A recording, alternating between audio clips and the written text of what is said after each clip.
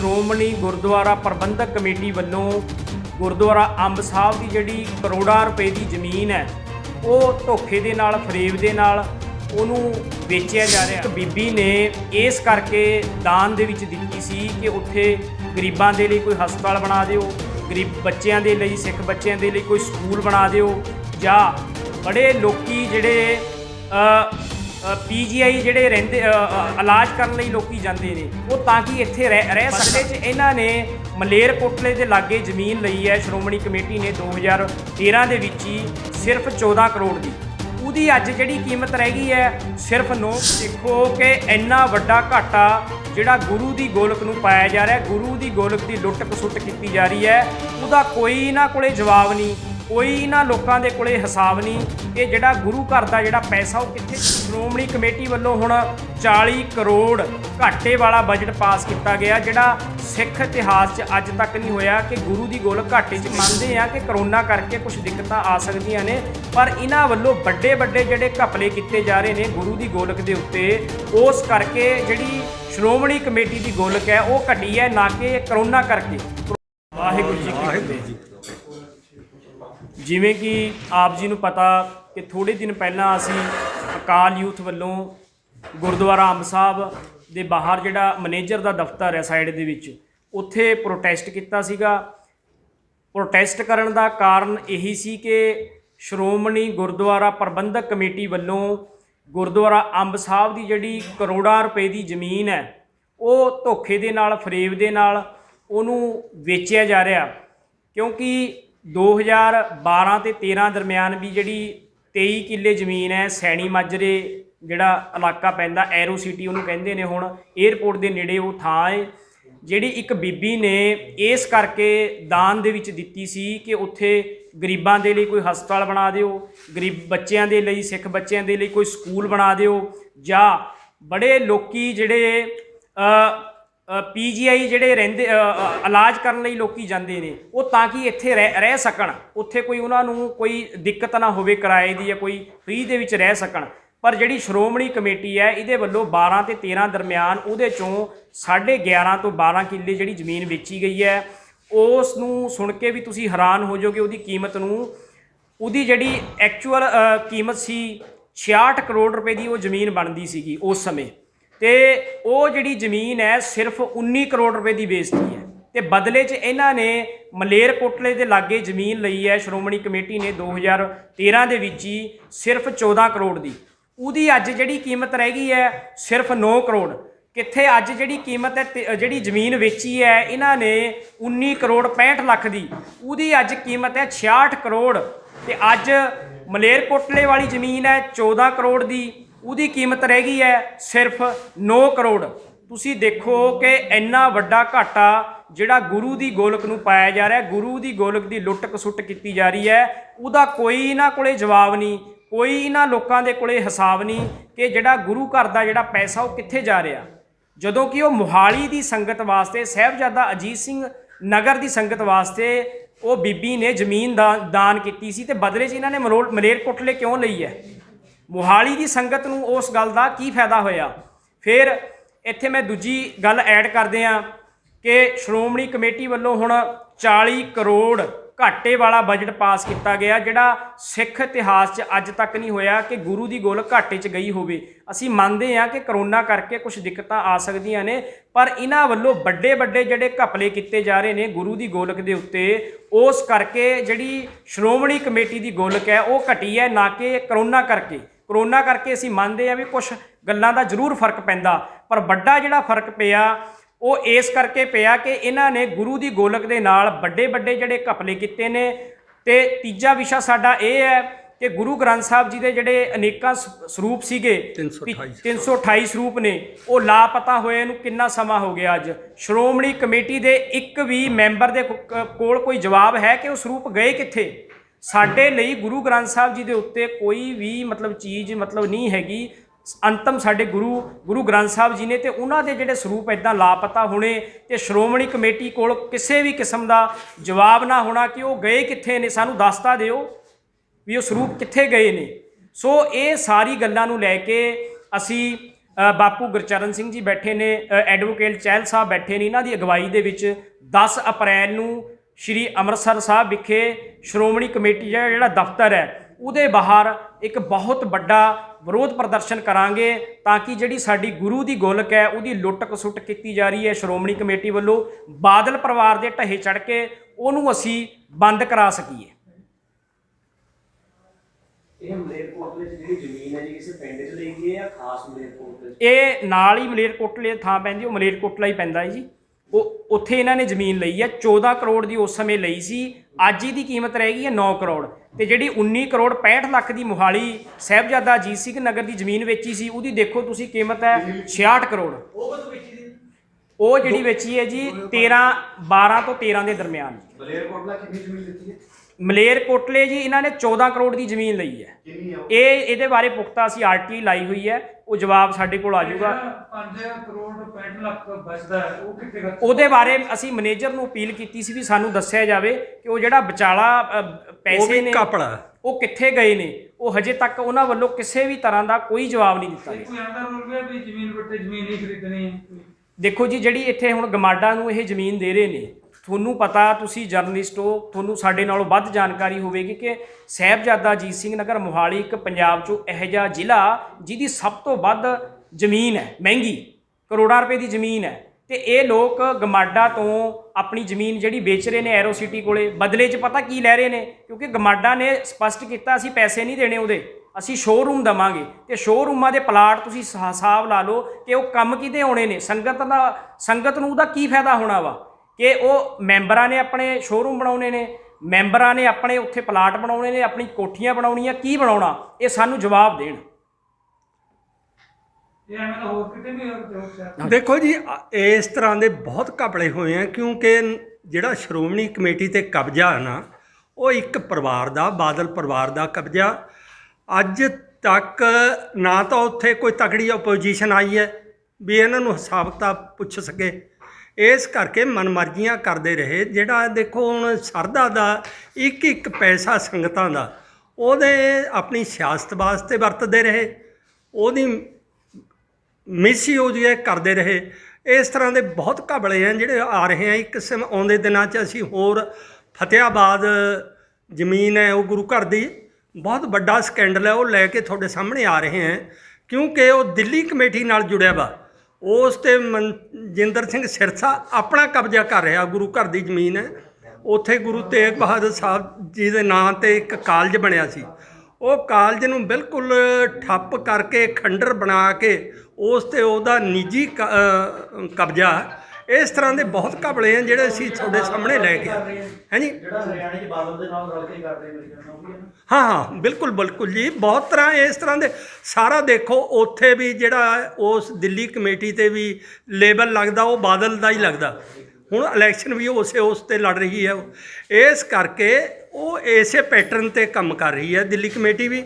ਪਰ ਅੱਜ ਅਸੀਂ ਸੰਗਤਾਂ ਨੂੰ ਵੀ ਸੁਚੇਤ ਕਰਨਾ ਚਾਹੁੰਦੇ ਹਾਂ ਵੀ ਜਿਹੜੀ ਇਹ 25 ਅਪ੍ਰੈਲ ਨੂੰ ਚੋਣ ਆ ਰਹੀ ਹੈ, ਇਸ 'ਚ ਬਾਦਲ ਪਰਿਵਾਰ ਜਿਹੜਾ ਇਸ ਕਮੇਟੀਆਂ ਦੇ ਜਾਂ ਸ਼੍ਰੋਮਣੀ ਗੁਰਦੁਆਰਾ ਪ੍ਰਬੰਧਕ ਕਮੇਟੀ ਹੈ ਜਾਂ ਦਿੱਲੀ ਗੁਰਦੁਆਰਾ ਪ੍ਰਬੰਧਕ ਕਮੇਟੀ ਹੈ, ਇਸ ਤੋਂ ਇਹਨਾਂ ਨੂੰ ਪਾਸੇ ਹਟਾ ਕੇ ਚੰਗੇ ਹੱਥਾਂ 'ਚ ਪ੍ਰਬੰਧ ਲਿਆ ਜਾ ਸਕੇ, ਤਾਂ ਕਿ ਅਸੀਂ ਆਪਣੇ ਗੁਰੂ ਘਰ ਦੇ ਪ੍ਰਬੰਧ 'ਚ ਸੁਧਾਰ ਕਰਕੇ ਜਿਹੜਾ ਗੁਰੂ ਸਾਹਿਬ ਦਾ ਨਿਸ਼ਾਨਾ ਸਾਨੂੰ ਹੁਕਮ ਹੈ, ਉਹਦੇ ਤਹਿਤ ਅਸੀਂ ਉਸ ਤਰ੍ਹਾਂ ਦੇ ਕੰਮ ਕਰੀਏ, ਤਾਂ ਕਿ ਸੰਗਤਾਂ 'ਚ ਉਸ ਦਾ ਸੰਗਤਾਂ ਨੂੰ ਫਾਇਦਾ ਵੀ ਹੋਵੇ, ਸੰਗਤਾਂ ਵੱਧ ਤੋਂ ਵੱਧ ਸਿੱਖ ਬਣਨ, ਜੁੜਨ।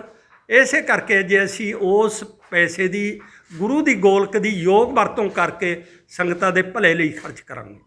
ਇੱਕ ਜਿਹੜੇ ਤੁਸੀਂ ਦੱਸਿਆ ਕਿ ਸੈਣੀ ਮਾਜਰਾ ਦੇ ਜਿਨ੍ਹਾਂ ਨੇ ਇਹ ਜ਼ਮੀਨ ਦਿੱਤੀ ਸੀ, ਕੀ ਉਹ ਹੈਗੇ ਹਜੇ ਜਾਂ ਵਿਦੇਸ਼ ਰਹਿੰਦੇ? ਦੇਖੋ ਜੀ, ਉਹ ਵੀ ਸਾਹਮਣੇ ਆ ਸਕਦੇ? ਅਸੀਂ ਸੰਪਰਕ ਕੀਤਾ ਸੀਗਾ, ਉਹਨਾਂ ਨੇ ਸਾਹਮਣੇ ਆਉਣ ਤੋਂ ਜਿਹੜਾ ਫਿਲਹਾਲ ਮਨਾ ਕੀਤਾ। ਅਸੀਂ ਕੋਸ਼ਿਸ਼ ਕਰ ਰਹੇ ਹਾਂ ਵੀ ਉਹਨਾਂ ਨੂੰ ਇੱਥੇ ਪ੍ਰੈਸ ਕਾਨਫਰੰਸ 'ਚ ਲਿਆ ਕੇ ਬਿਠਾਇਆ ਜਾਵੇ ਕਿ ਜਿਹੜੀ ਉਹਨਾਂ ਵੱਲੋਂ ਸ਼ਰਧਾ ਦੇ ਨਾਲ ਜਿਹੜੀ ਜ਼ਮੀਨ ਹੈ ਗੁਰੂ ਘਰ ਦੇ ਲਈ ਮਤਲਬ ਦਾਨ 'ਚ ਦਿੱਤੀ ਸੀ, ਉਹਦਾ ਅੱਜ ਕੀ ਸੌਦੇਬਾਜ਼ੀਆਂ ਹੋ ਰਹੀਆਂ ਨੇ। ਬਾਕੀ ਇਸ ਦੇ ਬਾਬਤ ਅਸੀਂ ਗਮਾਡਾ ਤੇ ਪੁੱਡਾ ਨਾਲ ਸੰਬੰਧਿਤ ਜਿਹੜੇ ਮੰਤਰੀ ਨੇ ਸਰਦਾਰ ਸੁਖ ਸਰਕਾਰੀਆ ਜੀ, ਉਹਨਾਂ ਨੂੰ ਵੀ ਅਪੀਲ ਕਰਾਂਗੇ। ਪੰਜਾਬ ਸਰਕਾਰ ਨੂੰ ਵੀ ਅਸੀਂ ਤੁਹਾਡੇ ਮਾਧਿਅਮ ਰਾਹੀਂ ਅਪੀਲ ਕਰਦੇ ਹਾਂ ਵੀ ਇਹ ਤੇ ਬੰਦੇ ਮਤਲਬ ਮਾੜੇ ਕੰਮ ਕਰ ਹੀ ਰਹੇ ਨੇ ਗੁਰੂ ਦੀ ਗੋਲਕ ਨਾਲ, ਤੁਸੀਂ ਵੀ ਇਹਨਾਂ ਦੇ ਨਾਲ ਪਾਪਾਂ ਦੇ ਜਿਹੜੇ ਭਾਗੀਦਾਰ ਨਾ ਬਣੋ। ਉਹ ਜ਼ਮੀਨ ਨੂੰ ਨਾ ਅਕਵਾਇਰ ਕੀਤਾ ਜਾਵੇ।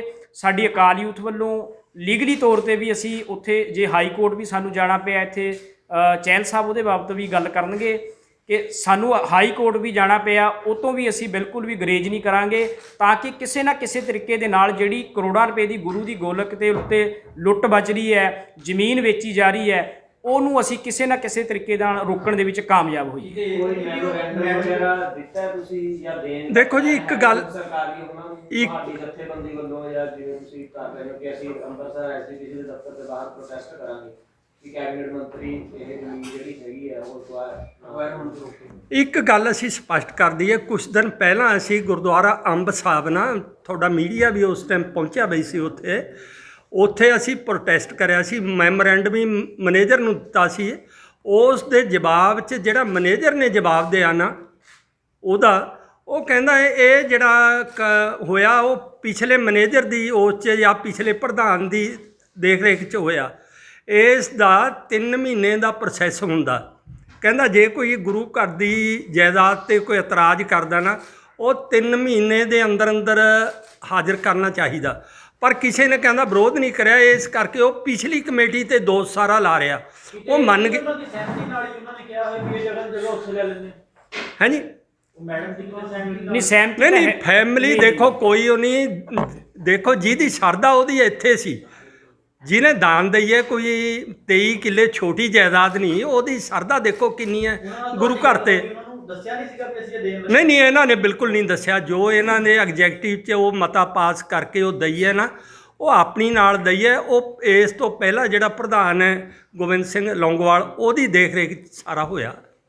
ਜਿਹੜਾ 2012 ਤੋਂ 13 ਦਰਮਿਆਨ ਜ਼ਮੀਨ ਵੇਚੀ ਗਈ ਹੈ, ਉਹ ਸਰਦਾਰ ਮੱਕੜ ਸੀਗੇ, ਉਹਨਾਂ ਦੇ 2010 ਤੋਂ ਇਹ ਸਟੇਟਮੈਂਟਾਂ ਆਉਣੀਆਂ ਸ਼ੁਰੂ ਹੋ ਗਈਆਂ ਸੀਗੀਆਂ। ਜਿੱਦਾਂ ਉਸ ਸਮੇਂ ਵੀ ਸਿੱਖ ਜਥੇਬੰਦੀਆਂ ਨੇ ਰੌਲਾ ਪਾਇਆ ਸੀਗਾ ਕਿ ਅਸੀਂ ਗੁਰੂ ਘਰ ਦੀ 1 ਇੰਚ ਵੀ ਜ਼ਮੀਨ ਜਿਹੜੀ ਨਹੀਂ ਵੇਚਣ ਦੇਵਾਂਗੇ, ਹੈ ਨਾ। ਉਹ ਅੱਜ ਵੀ ਤੁਸੀਂ ਆਨਲਾਈਨ ਸਟੇਟਮੈਂਟ ਉਹਨਾਂ ਦੀ ਮੌਜੂਦ ਹੈ। ਪਰ ਹੋਇਆ ਕਿ ਉਹ ਸਿਰਫ 19 ਕਰੋੜ ਦੇ ਵਿੱਚ, ਮਤਲਬ ਜਿਹੜੀ 66 ਕਰੋੜ ਜਿਹਦੀ ਕੀਮਤ ਬਣਦੀ ਹੈ, ਉਹ ਸਿਰਫ 19 ਕਰੋੜ ਦੇ ਵਿੱਚ ਮਤਲਬ ਵੇਚਤੀ ਇਹਨਾਂ ਲੋਕਾਂ ਨੇ ਉਸ ਸਮੇਂ। ਨਾਲੇ ਸਭ ਤੋਂ ਵੱਡੀ ਇਹ ਗੱਲ ਹੈ ਕਿ ਜਿਹੜੀ ਜ਼ਮੀਨ ਮੋਹਾਲੀ ਦੀ ਸੰਗਤ ਲਈ ਹੈ, ਉੱਥੇ ਜੰਗਲ 'ਚ ਮਲੇਰਕੋਟਲੇ ਲੈਣ ਦਾ ਸੰਗਤ ਨੂੰ ਕੀ ਫਾਇਦਾ? ਉੱਥੇ ਬਣਾਇਆ ਕੀ ਹੈ? ਸਿਰਫ ਖੇਤ ਨੇ, ਉੱਥੇ ਜਿਹੜੀ ਫਸਲ ਆਉਂਦੀ ਆ ਉਹਦਾ ਇਹ ਠੇਕਾ ਲੈ ਲੈਂਦੇ ਨੇ। ਬਈ ਇੰਨੀ ਕੁ ਗੱਲ ਹੈ।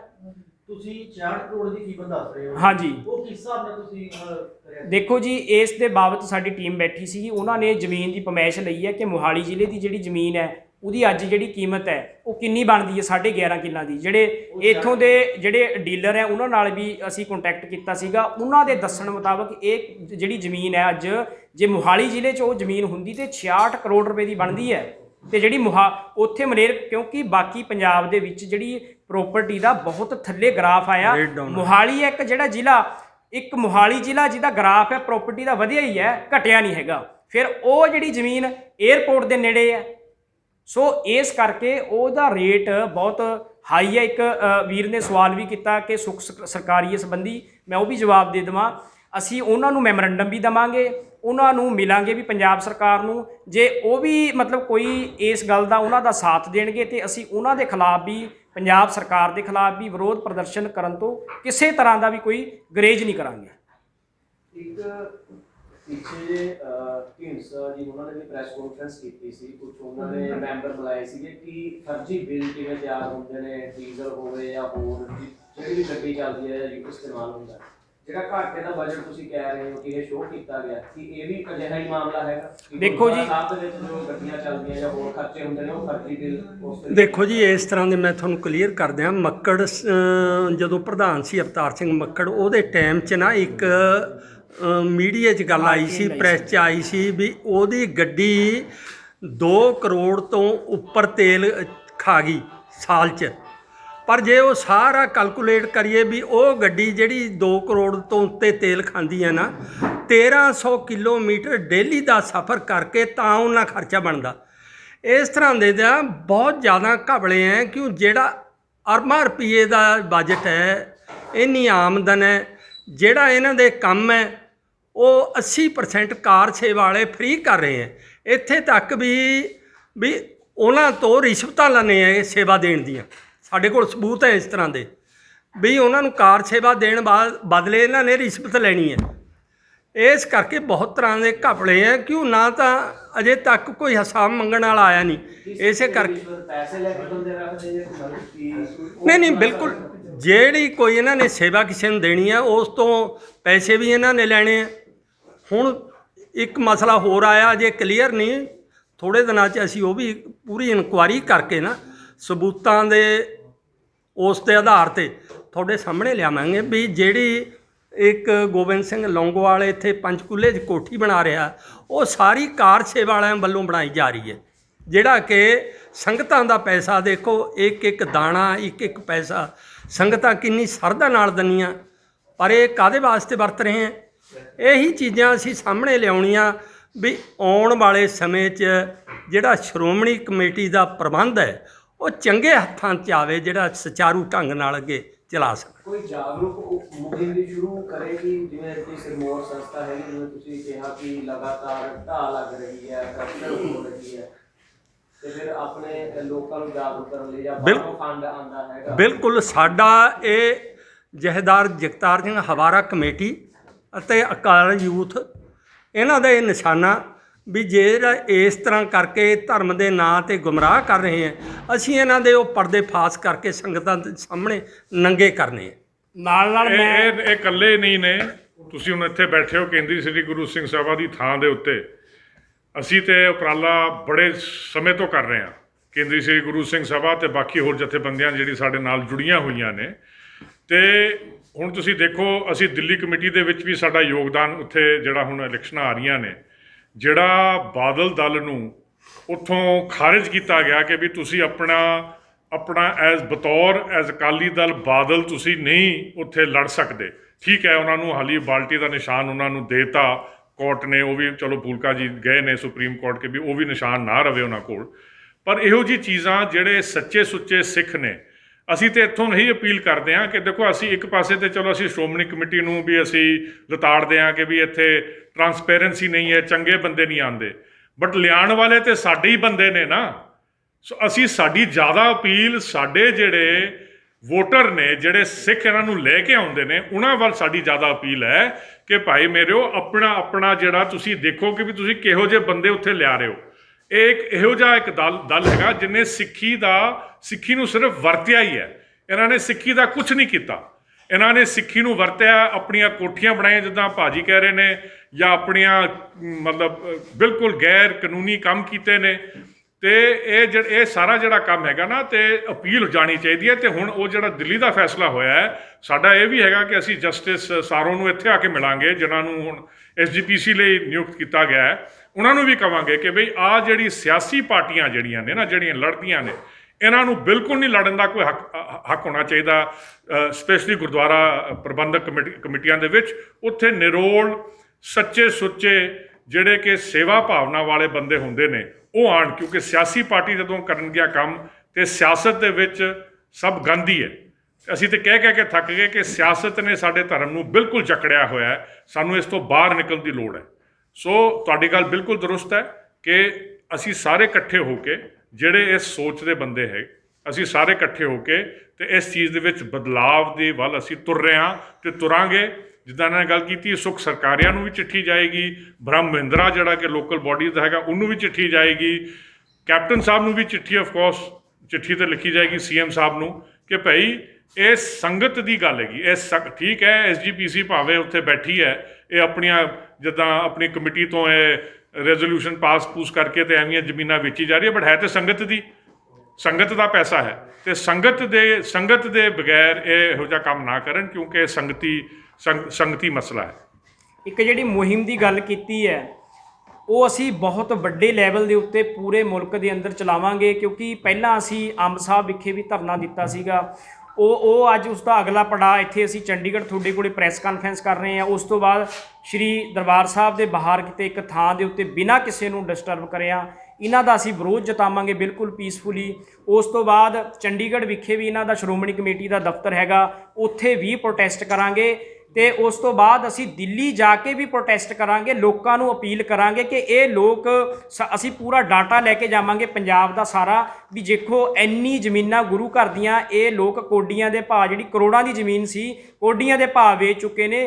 ਤੇ ਇਹਨਾਂ ਲੋਕਾਂ ਨੂੰ ਤੁਸੀਂ ਦੁਬਾਰਾ ਦਿੱਲੀ 'ਚ ਨਾ ਲੈ ਕੇ ਆਓ, ਕਿਉਂਕਿ ਦਿੱਲੀ ਦੇ ਵਿੱਚ ਬਹੁਤ ਵੱਡੇ ਲੈਵਲ ਤੇ ਤੁਸੀਂ ਦੇਖੋ ਪਹਿਲਾਂ ਸਿਰਸੇ ਤੇ ਵੀ ਪਰਚਾ ਹੋਇਆ, ਹੋਰ ਬੰਦਿਆਂ ਤੇ ਵੀ ਪਰਚੇ ਹੋਏ ਨੇ ਕਿ ਇਹਨਾਂ ਨੇ ਗੁਰੂ ਦੀ ਗੋਲਕ ਨਾਲ ਠੱਗੀ ਮਾਰੀ ਹੈ। ਪੰਜਾਬ ਦੇ ਵਿੱਚ ਇਹ ਤਾਂ ਲੋਕੀ ਬਚ ਗਏ ਕਿਉਂਕਿ ਬਾਦਲਾਂ ਦੀ ਆਪਣੀ ਸਰਕਾਰ ਸੀ ਤੇ ਪਰਚਾ ਕਿਹਨੇ ਕਰਨਾ ਸੀ ਇਹਨਾਂ ਲੋਕਾਂ ਦੇ ਉੱਤੇ। ਸੋ ਇਹ ਸਾਰੇ ਖੁਲਾਸੇ ਅਸੀਂ ਦਿੱਲੀ ਕਮੇਟੀ ਦੀ ਜਿਹੜੀ ਚੋਣਾਂ ਆ ਰਹੀਆਂ ਉੱਥੇ ਜਾ ਕੇ ਵੀ ਸੰਗਤਾਂ ਦੇ ਕੋਲ ਰੱਖਾਂਗੇ। ਜਿਵੇਂ ਬਾਲਾ ਸਾਹਿਬ ਗੁਰਦੁਆਰੇ ਦਾ ਪ੍ਰਬੰਧ ਹੈ, ਹੁਣ ਸਿਰਸੇ ਹੋਰਾਂ ਨੇ ਕਿਹਾ ਕਿ ਅਸੀਂ ਫਲਾਨਾ ਹਸਪਤਾਲ ਬਣਾਤਿਆ, ਫਲਾਨਾ ਸਕੂਲ ਬਣਾਤਿਆ। ਮੈਨੂੰ ਇੱਕ ਗੱਲ ਦੱਸੋ, ਜਿਹੜਾ ਕਰੋੜਾਂ ਰੁਪਏ ਲਾ ਕੇ ਬਾਲਾ ਸਾਹਿਬ ਦਾ ਜਿਹੜਾ ਹਸਪਤਾਲ ਹੈ, ਜਿਹੜਾ ਖੰਡਰ ਬਣ ਗਿਆ, ਤੁਸੀਂ ਦੇਖੋ ਉਹਦੇ 'ਚ 4-4 ਫੁੱਟ ਪਾਣੀ ਖੜਿਆ, ਉਹ ਲੋਕਾਂ ਲਈ, ਸਿੱਖਾਂ ਲਈ, ਸੰਗਤ ਲਈ ਬਣਿਆ ਸੀ। ਉਹਦਾ ਕੌਣ ਜਵਾਬਦੇਹ ਹੈ? ਨਵੇਂ ਤੋਂ ਨਵੇਂ ਇਹ ਗੱਲਾਂ ਵੋਟਾਂ ਦੇ ਨੇੜੇ ਆ ਕੇ ਕਰਦੇ ਨੇ, ਪਰ ਜਿਹੜੇ ਪੁਰਾਣੇ ਸਕੂਲ ਜਾਂ ਹਸਪਤਾਲ ਬਣੇ ਹੋਏ ਨੇ ਉਹ ਖੰਡਰ ਹੋ ਰਹੇ ਨੇ। ਉਹਨਾਂ ਦੀ ਰਾਖੀ ਰਖਵਾਲੀ ਕੌਣ ਕਰੂਗਾ ਤੇ ਉਹ ਕੌਣ ਜ਼ਿੰਮੇਦਾਰ ਹੈ? ਗੁਰੂ ਦਾ ਜਿਹੜੀ ਪੈਸਾ, ਗੁਰੂ ਦੀ ਗੋਲਕ ਹੈ, ਸੰਗਤ ਦਾ ਪੈਸਾ ਇਹ ਲੋਕ ਬਰਬਾਦ ਕਰ ਰਹੇ ਨੇ, ਉਹਦਾ ਕੌਣ ਜਵਾਬਦੇਹ ਹੈ? ਸੋ ਇਹ ਸਾਰੀ ਗੱਲਾਂ ਅਸੀਂ ਦਿੱਲੀ ਦੇ ਵਿੱਚ ਜਾ ਕੇ ਦਿੱਲੀ ਦੀ ਸਿੱਖ ਸੰਗਤ ਦੇ ਸਾਹਮਣੇ ਰੱਖਾਂਗੇ ਕਿ ਤੁਸੀਂ ਇਹਨਾਂ ਲੋਕਾਂ ਦਾ ਮੁਕੰਮਲ ਤੌਰ ਤੇ ਬਾਈਕਾਟ ਕਰੋ, ਚੰਗੇ ਉਮੀਦਵਾਰਾਂ ਨੂੰ ਵੋਟ ਪਾਓ। ਠੀਕ ਹੈ।